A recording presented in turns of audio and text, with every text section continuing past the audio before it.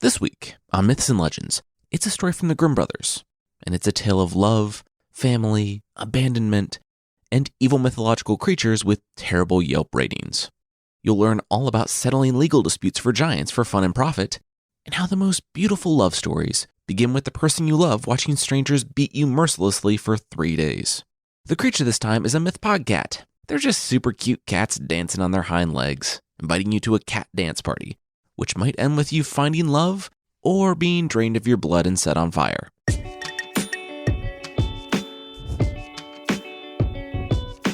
This is Myths and Legends, episode 121, King of the Mountain. This is a podcast where I tell stories from mythology and folklore. Some are incredibly popular stories you'd think you know, but with surprising origins. Others are stories that might be new to you, but are definitely worth a listen. Today's story is from the Grimm brothers, and, like many of their stories, it was collected in what is now Germany in the early 1800s. It's a fairy tale, so we'll just jump right in.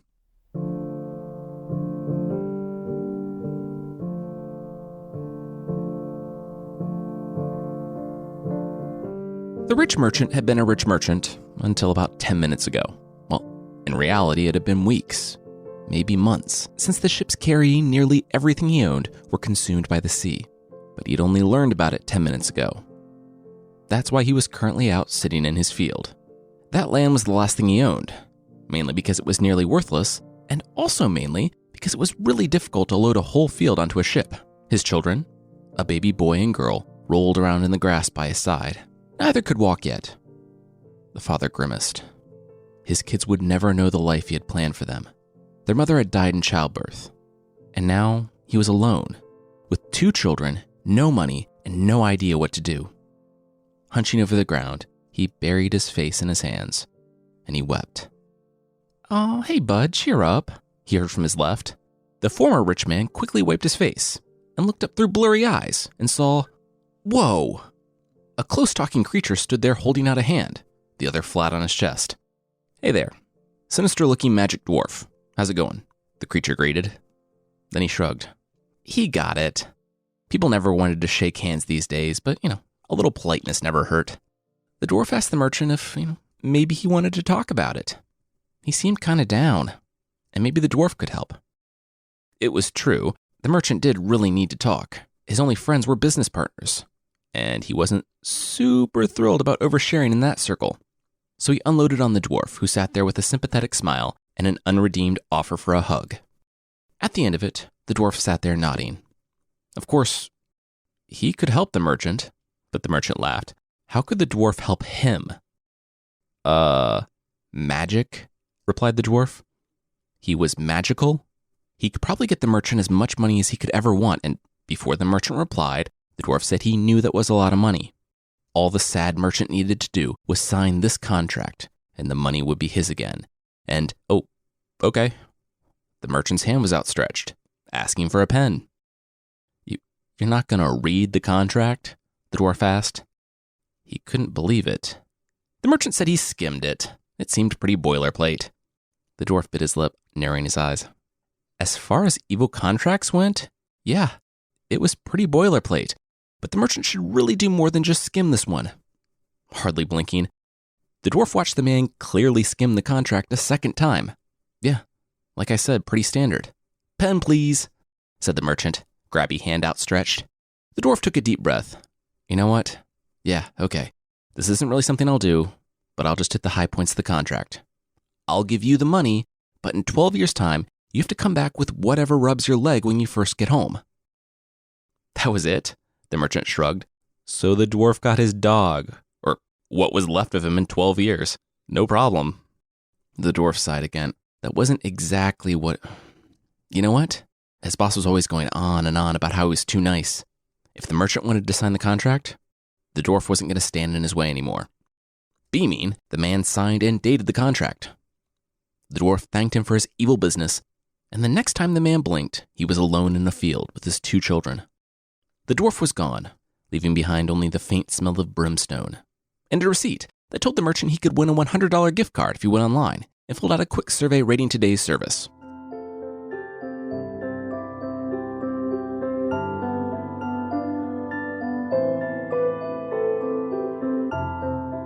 The man spent another hour in the field playing happily with his children before heading home. He had some stops to make first. To tell his business partners about the loss of his ships. That it was all gone. No one was as heavily invested as the merchant, so they all took it better than going to cry alone in a field.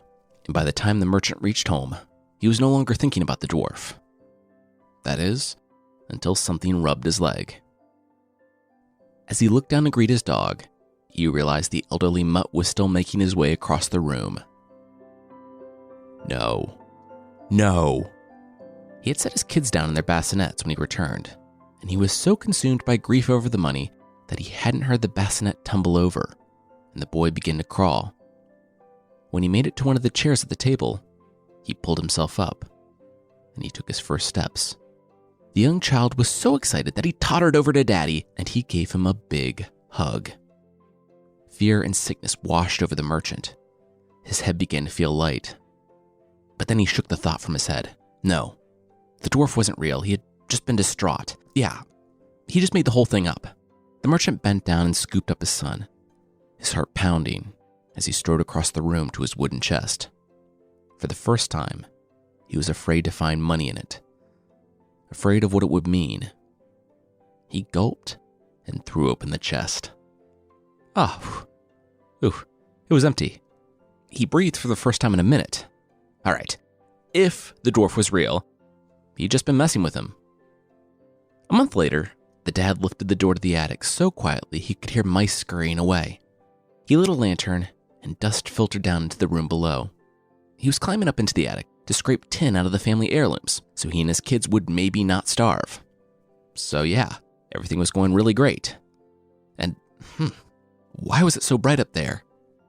The merchant had placed his lantern in the attic before continuing the climb. But the room looked as though it were on fire. In really the best way possible. It was packed, floor to ceiling, with gold. The dwarf had come through on his promise.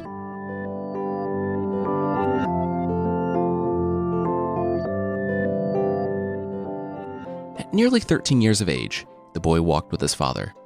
You're not really going to do it though, right? His father grimaced. Of course he wasn't going to do it. He picked up his cloak to keep the golden fringes from dragging across the muddy field. 12 years on, and he still hadn't done anything with the field. The difference was that this time, it wasn't the merchant's only possession. But he gave you everything, the son replied. Do you really want to make a creature like that angry? He might have given the merchant everything, but his children would always be his everything, the merchant replied. And here he was. Do you have what you promised me? The dwarf shrieked. And also, a 5 out of 10 on the survey? Seriously? Boldly, the merchant's son yelled out that there was nothing for the dwarf here. The dwarf was trespassing on his father's property. But the father held up a hand. Wait here, he told his son. He'd go talk to the dwarf, and he'd work something out. The autumn leaves crunched beneath his boots as the father ventured closer to the creature who had saved him from ruin and given him a future.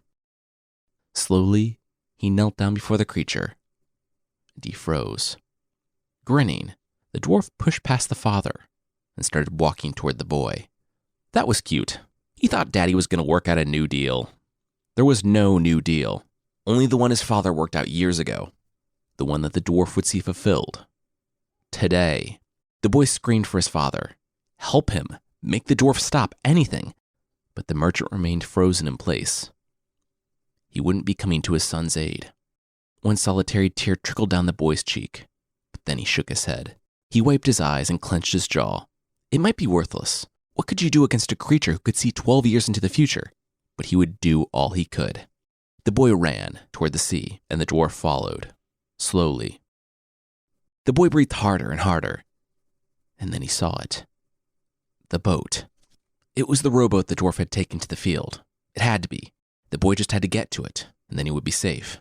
The dwarf was moving so slowly that the boy was in the boat, and nearly 100 meters away from land before the creature made it to the shoreline. The boy could barely see him, and the dwarf stopped. The boy had gotten away. He was safe. Though, as far as the boy could tell, the dwarf, standing alone there on the shore, seemed to be smiling?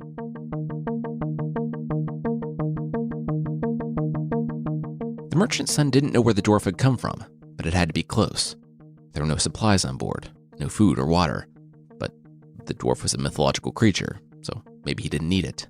Anyway, the boy went without anything for the 3-day ride on the open sea.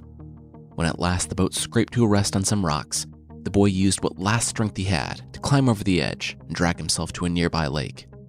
He spent a cold night huddled in the woods, and when morning came, he noticed a castle looming on the horizon.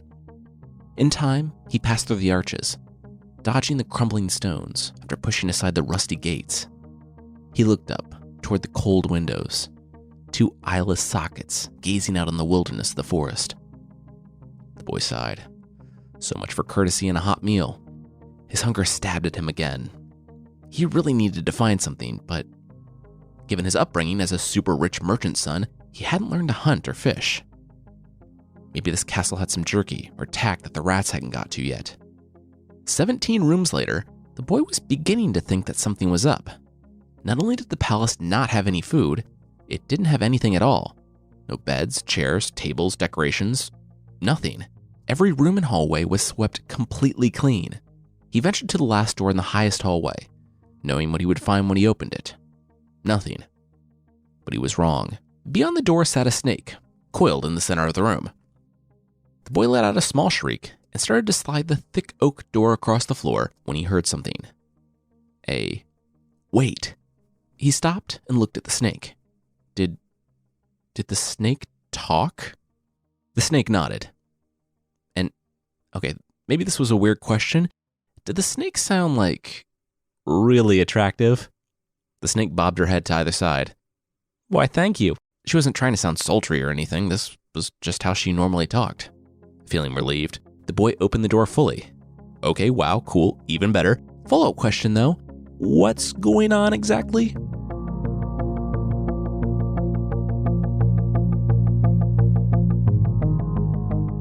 The boy huddled in one of the other rooms of the castle. They had between nightfall and midnight to find him. The snake explained that huddled was best, for avoiding damage to any internal organs. The snake, of course, was a beautiful princess. She and her entire kingdom had been struck by a sorcerer, and she had been waiting 12 years for the one who would save them. The boy had been the first visitor in years, and she needed him. The kingdom needed him. To her credit, she was upfront with what it took. He would need to sleep by the castle. Any room would do. At dusk, they would come for him. And when they found him, they would beat him. They would stab him, bash him, gouge out his eyes. Everything. He just had to endure it until midnight. If he could do that, then he would be saved. She had been given the water of life, and she could heal him. Then the curse will be broken? The boy asked. Yeah. After 2 more nights of merciless beatings. The boy thought about it for a moment. He didn't have a home now. He didn't have any food or any place to sleep. His life was pretty much worthless. So he figured he might as well put it to good use. He nodded and told the very attractive-sounding snake that he would do it. Now, the boy was playing the very worst type of hide-and-seek as he heard the men lower in the castle, the chains scraping the floor as they searched.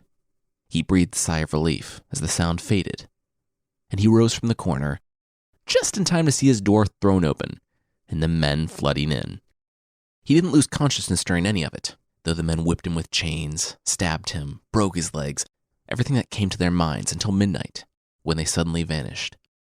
That was when the boy lost consciousness. He awoke the next morning, not to multiple stab wounds or broken legs, but a healed body, though he was laying in a pool of his own dry blood. The snake said it was really hard to get the lid off the bottle of the water of life, but she managed. Night 1 of 3 was complete. Somehow, the other nights were even worse. The second night, he was in the deepest corner of the dungeon, and the night after that, he was on the roof. It didn't matter. They still found him. They were completely impassive, just doing their job. The morning after the 3rd night, he didn't wake up in a bare room, but one with tapestries and carpets and a fire and her. The snake, back to being a princess, was standing over him in bed. He had done it. He had saved them all.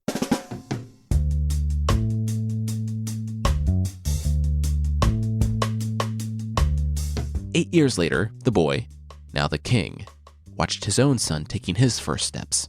He had become the king of the Golden Mountain, the palace he rescued by enduring those 3 torturous nights.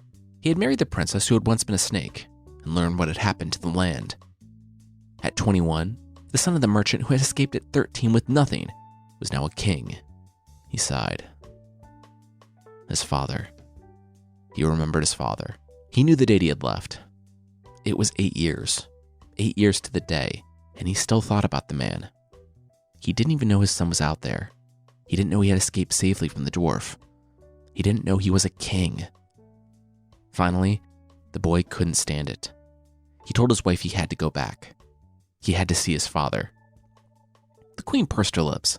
She knew he couldn't be persuaded otherwise, but if he returned, he wouldn't like what he found. The young king shrugged. His father thought he was gone forever, but the boy was a king now. Walking to the window, the queen said it wasn't for her to say, but did he even know the way there? And if he got there, would he know the way back? When the young man didn't answer, she slammed a ring down on the table. Here. It was magic, obviously. He could wish for anything, to be anywhere, and it would be done. Her only wish? Don't bring her into this. She didn't want to see the man. He agreed, put on the ring, and wished himself back to his hometown.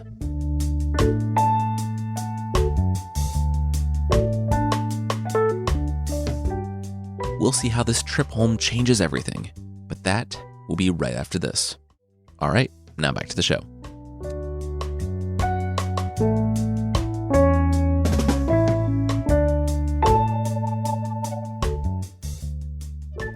For the last time, no. You can't go in, the sentry said to the king. The young man stood outside his own town, and the sentries were giving him trouble. Apparently it was his clothes. Maybe he was a king. Maybe he was a sorcerer. They didn't know. What they did know was that the young man wasn't getting in. 10 minutes, and one incredibly overdressed shepherd boy trading his clothes to the young man later, and the king found himself inside the town. For all his money, the boy's father still lived in the same house. The boy hadn't seen it since that day. He took a deep breath and knocked on the door. The father threw open the door and looked on the boy. Then he slammed it again. The boy knocked again, insisting that he was the man's son. Actually now a king. He was alive. Through the door, the merchant shouted that his son was dead, and the boy wasn't a king, he was a shepherd, and he wanted money. Get out before he called the sentries. His father was always harsh on beggars. Then the boy remembered. He had the birthmark, he yelled. The house was silent. Just underneath his arm, the birthmark that looked like a raspberry. With a click and a scrape, the old merchant cracked open the door. Son?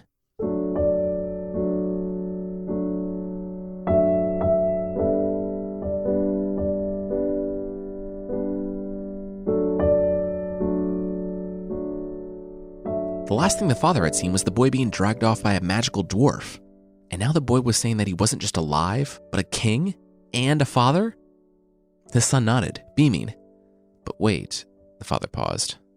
It's just, why was he dressed like that then? The young man explained, again, that the sentries wouldn't let him into town as he was dressed before. Yeah, the young man had said that. They wouldn't let him in because his clothes were too nice? The young man shrugged. To be fair to the sentries, he legitimately did look like a sorcerer, but wait, the father didn't believe him? His father laughed. It didn't matter what he believed. What mattered was that his son was home and safe. Already, the son was making his way to the adjacent room. In it, he held his ring and made a wish. In an instant, his wife was standing before him, arrayed like the queen she was. The young man gripped her hand. There was someone he wanted her to meet. Both the father and the queen were speechless, but for different reasons. The father was speechless because his son was telling the truth. The boy was a king. The merchant was a grandfather. But the wife shook her head. She couldn't believe this. She nodded at her father-in-law and told her husband she would be outside. She didn't want to be here for this. Wow, married? Nice, the father exclaimed after the queen had left the room. And a king? And you came back? I thought you'd never forgive me for what I did back there. But I knew you'd understand. You're my son. The boy paused. Wait, what? The smile on the father's face faded as he saw the confusion on his son's. He quickly changed the subject, but the son brought it right back. Wait, the father had tried to talk to the dwarf, right? He had been frozen because of the dwarf's magic, right? There was no answer, but the look on the father's face told the boy all that he needed to know. Wait, did you trade me for gold? The father chuckled. No, of course not. Taking a step closer, the boy asked his father again. Had he just knelt there like a coward? Did he even try to work out a new agreement with the dwarf? The father stopped chuckling and cleared his throat. No, he didn't. He traded the boy. But what did it matter? He escaped, didn't he? The young man couldn't speak as he rushed from the house. His father, begging forgiveness, trailed closely behind. When the young man found the queen, she took his hand. I know, she said. Together, they left his hometown, never once looking back.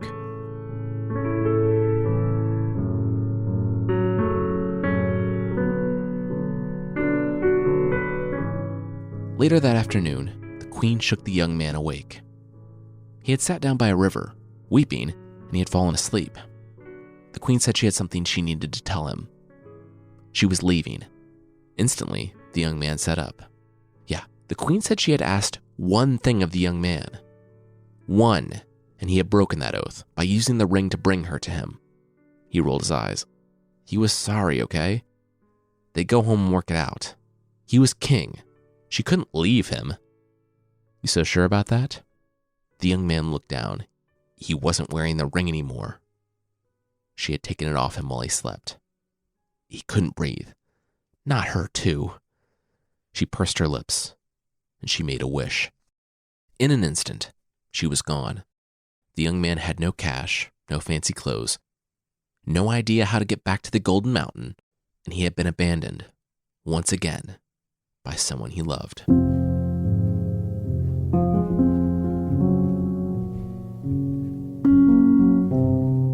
I don't know why Dad made you the executor of his will, the giant said to his brother. Maybe because I'm the only one that went into the family business? Okay, you know what, Dave?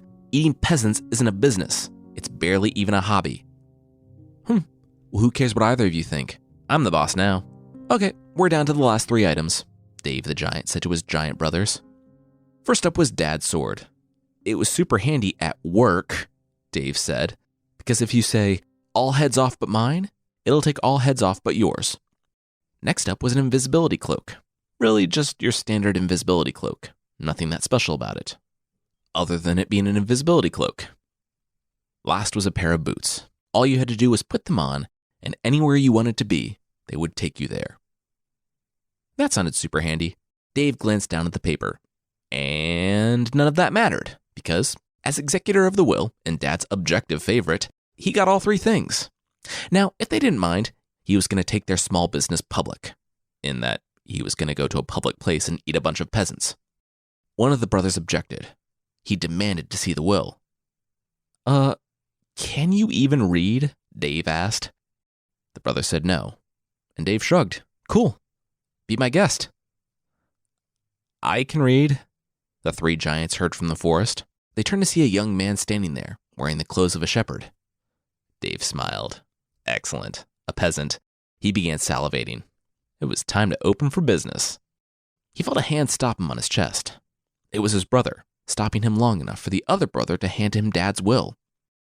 Okay, yeah, Dave lied, the young man said. You divide the items up evenly after drawing lots for them.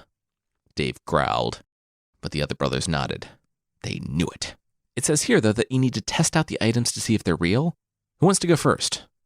Dave raised his hand. Wait a minute, another brother cried out. Dave was absolutely just going to test whatever item he wanted to take, and then just leave with it. The brothers saw right through that ruse. No, it needed to be an impartial party. Someone without any skin in the game. They looked down at the helpful, literate peasant standing before them. It didn't take as long as the young man thought it would for them to draw that conclusion. The young man bargained for some gold he would never get and offered to test out the invisibility cloak first. Is it working? I can still see myself. Are you supposed to still be able to see yourself? The giant said they couldn't see him. It was working. Now onto the boots. Cool. Hey guys, I'm really sorry about your dad. I just lost my own dad recently. Well, in more of a metaphorical sense. So I kind of know what you're going through. Also, I'm robbing you. You probably noticed I'm already wearing the boots. They've disappeared. And I have the sword now too. Let this be a lesson to you. Never trust anyone. Ever. That moment, the young man said the name of the Golden Mountain, and he had an experience that he did not want to repeat ever again. The boots ran by themselves, super fast, through forests, valleys, and over the sea, until he stood before the tower where, 9 years ago, he had spent those 3 fateful nights. And apparently, there was a wedding going on.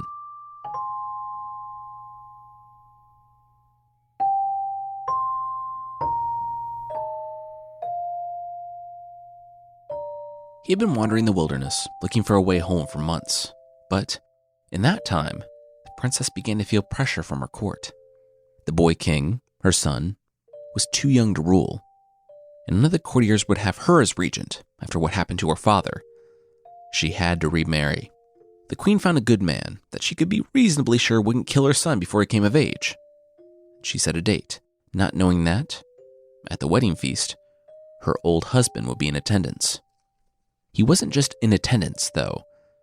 He was right behind her. Still under the invisibility cloak, the young man waited until her back was turned and snatched her plate. She turned back and looked down, swallowing hard. With a quivering voice, she demanded some wine.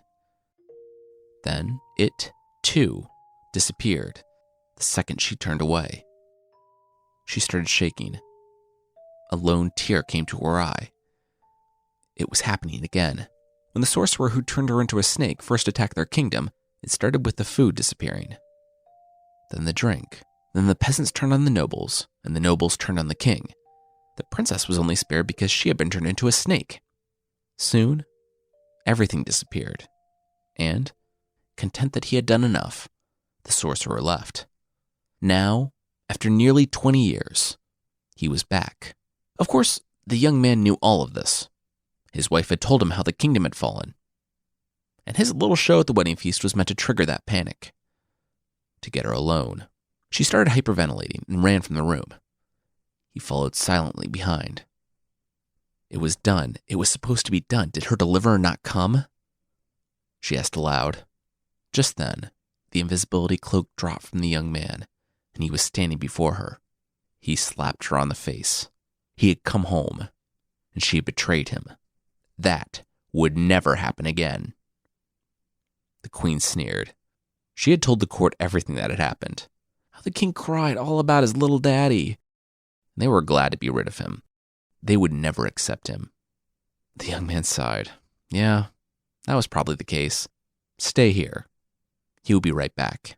In the main room, the feast had continued, until the groom collapsed in his soup, a sword protruding from his back. All the lords and ladies shouted murder, but the young man held up both hands and told them to sit. He was feeling gracious, and he would give them all one more chance. Everyone laughed and started to advance. They were all armed, you see, and he was just one man with one sword. What could he possibly do? The young man sighed. That's how it was going to be, huh? All right. All heads off but mine. From the other room, the queen heard dozens and dozens of things thudding to the ground outside. And then it was completely silent. She pushed open the door to see the hall, empty save for her first husband, standing there staring across the room, and her late husband, face down in a bowl of soup. Slowly, the queen ventured forward, realizing that the room wasn't empty. It was full of corpses. That's when she saw 2 more things. The king, standing there stark white and terrified, and a solitary dwarf walking among the dead while he drained his glass, leaving the king of the Golden Mountain with his subjects.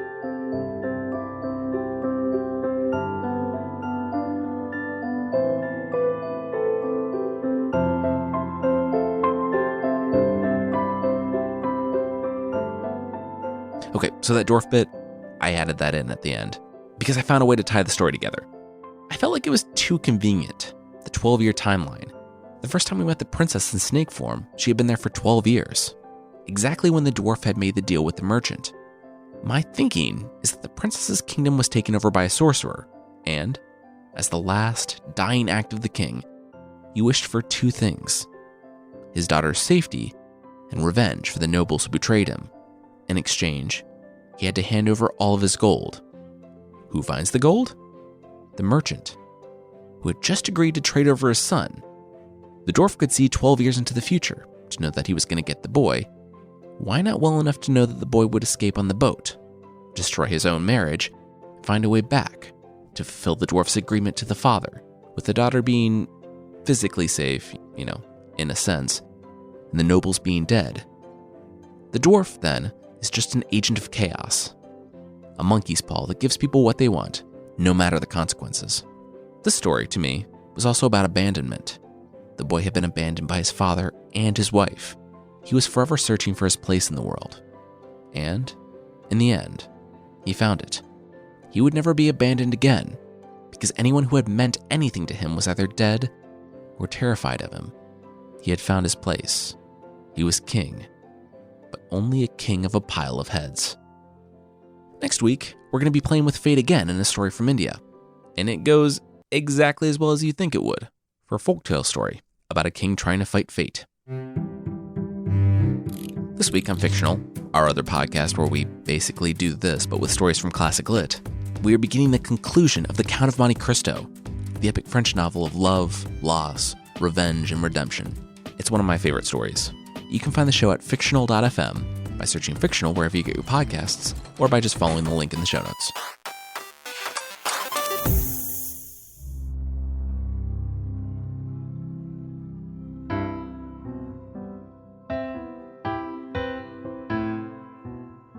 The creature this time is the elay, another mythpodcat. This time it's from Romania. The elay is a large, vampiric, bipedal cat that just loves to have dance parties, fall in love, and maybe set you on fire and drive you insane. I am so sorry to take all the fun out of life, but if you see a group of 4-foot-tall cats dancing together in a field, just hopping around adorably on their little kitty hind legs, do not join in. I know, it's super tempting, and they might not kill you, which I know makes it all the more appealing. But still, there are far too many downsides for so few upsides. The downsides being, of course, that the cats will somehow seduce you and drain you of your blood. Not sure that I know how that works. Not sure that I want to know how that works. If they can't lure people to their dance parties, they're content with sheep. Or, if they really need to scrape, they can slowly drain a human child's life energy if they dance with the elay. The upsides of dancing with the cats are finding love. If you've ever wanted to take home a 4-foot-long cat that might set you on fire, then fingers crossed. If the cat manages to fall in love with you, congrats. It's now completely under your control, which, of all the mythological creatures we've covered, a normal cat that actually listens and cares about a person is probably the rarest of them all. I also found a version that's more like a nymph from Greek mythology. There are groups of more human-like attractive women dancing at crossroads, ponds, rivers, on tops of trees, or by the oddly specific abandoned fireplaces. They punish people who refuse to dance, but if you show up and maybe don't know how to dance and just mimic their movements, they'll think you're making fun of them. The creature, the cat version at least, is not without its friends. If you fall into the extremely broad category of a Romanian shepherd who plays the pipes very well, you're implicitly under the elay's protection, whether you realize it or not. Completely separate from their dance parties, the cats are known to pick up their own instruments and just jam along with any shepherd who plays. Every write-up I've read on this creature talks about how they might drive you insane, paralyze you, or set you on fire, but they just sort of mention it at the end, seriously burying the lead in my opinion. One place seemed to indicate that the punishment was only in cases of revenge, and if there's any animal that I trust to be super calm and not strike out at me for no reason whatsoever, it's definitely a cat.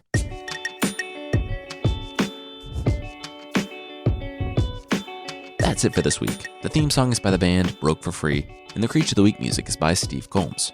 There are links to even more music in the show notes. And today's episode was written by me, Jason Weiser, and edited and produced by Carissa Weiser. Thank you so much for listening, and I'll see you next time.